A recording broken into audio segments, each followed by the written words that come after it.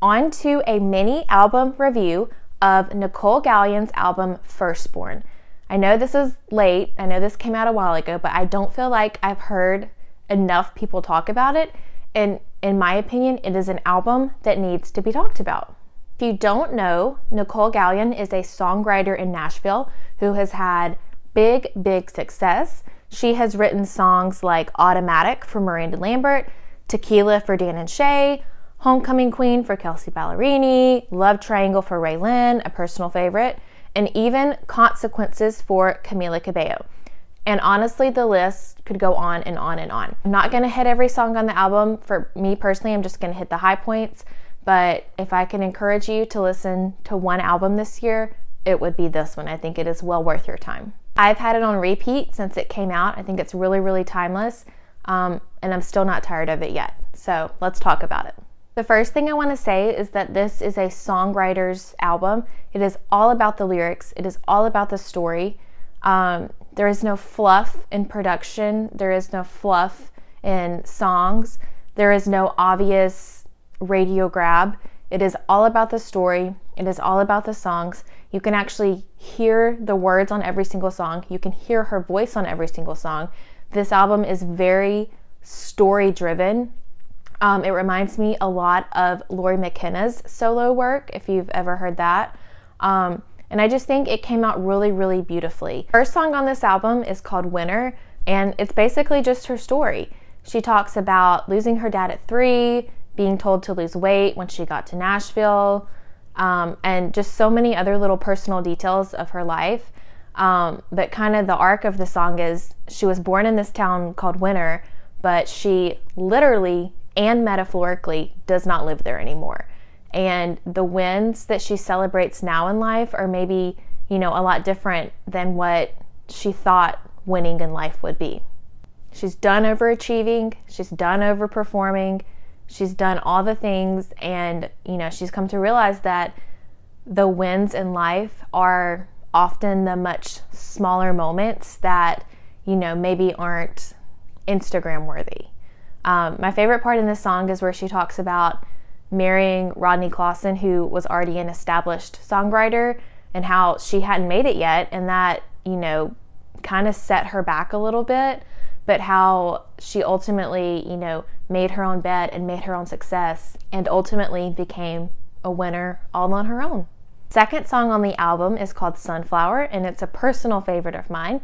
It's a Kama song where the chorus says, and you'll find your place in the sunflower.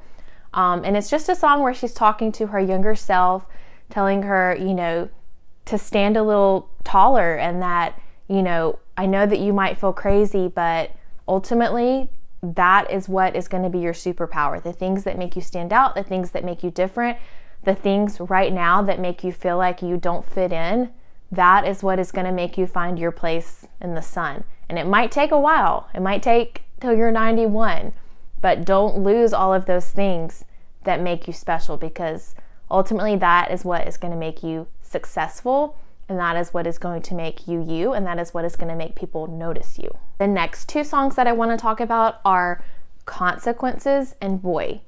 Both of these songs were previously recorded by artists. Consequences was recorded by Camila Cabello, and Boy was recorded by Lee Brice. There are a few things that I love more than hearing a songwriter sing their own song that they wrote, as opposed to the artist singing it. And let me be clear, I love these songs from the artist as well, but there is something about hearing the songwriter sing the words that they wrote. And I remember one of the most powerful times that this happened was when I heard Lori McKenna sing Humble and Kind, and I felt like I was hearing a completely different song than the one that Tim McGraw recorded. Completely different. Not better, not worse, but completely different. And that's really how I felt with these two songs as well. I always liked the song Boy, but I never really connected with it. I don't have a boy. It was just a song that honestly I might skip, but hearing Nicolle sing it and knowing that she wrote it when she was pregnant about her son, and you can just hear the little emotion in her voice and just hear her passion behind this song. And again, like with Lori McKenna and Humble and Kind, it felt like a different song to me, and I connected with it in a different way. And then Consequences, I love Consequences. I loved it when Camila sang it, and hearing Nicolle kind of take it back a notch.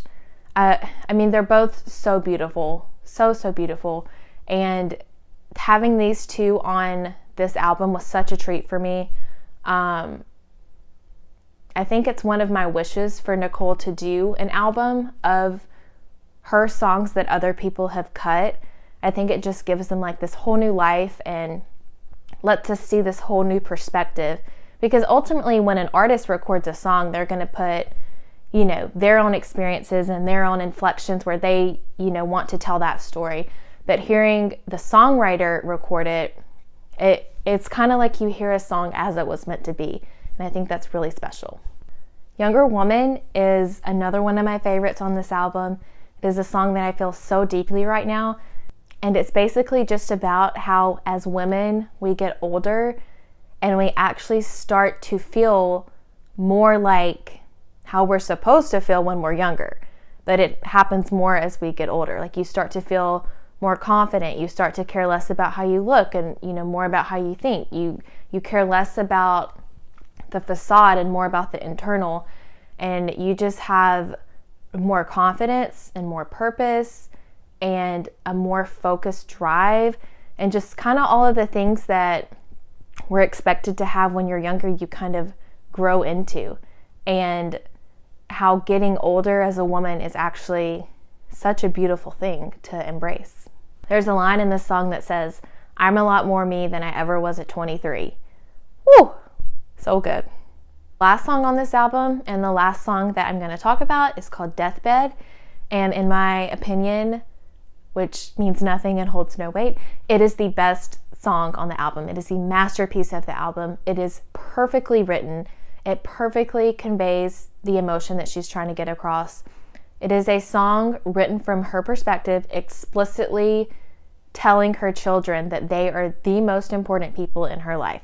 That everything she does, every song she writes, every business venture she endeavors on, they are the why. She talks about how if she has nothing left to show at the end of this life but her two children, she will pull up the covers and die, because that in itself is enough. It is the perfect song, I think. I'm curious if people that don't have kids think this song is great, because I really think the mark of a good song is being able to connect to it even when maybe you shouldn't. Maybe, you know, you're not in that season of life, but you can still recognize the emotion and feel the passion in the song. So I'm curious, if you don't have kids and you love this song, let me know. I just think it is so well written and so perfectly describes the feeling that she's trying to get across. One of the last lines in the song says, "'Cause baby, you're perfect. You're why it was worth it, and why I won't fight that last breath. I'll just pull up the covers knowing I was your mother, and I put that heart in your chest." Woo! All right, perfect ending to the album. Masterpiece of a song. Please go listen right now. There are only 11 songs on this album, which feels super rare in country music right now with so many double albums going around. But this album, it's so tight and it's really good. Like I said earlier, there is no fluff. So if you value good songwriting and good storytelling, I think this is an album that you will really connect to and that you will really love. It's inspiring, it's honest, it's emotional.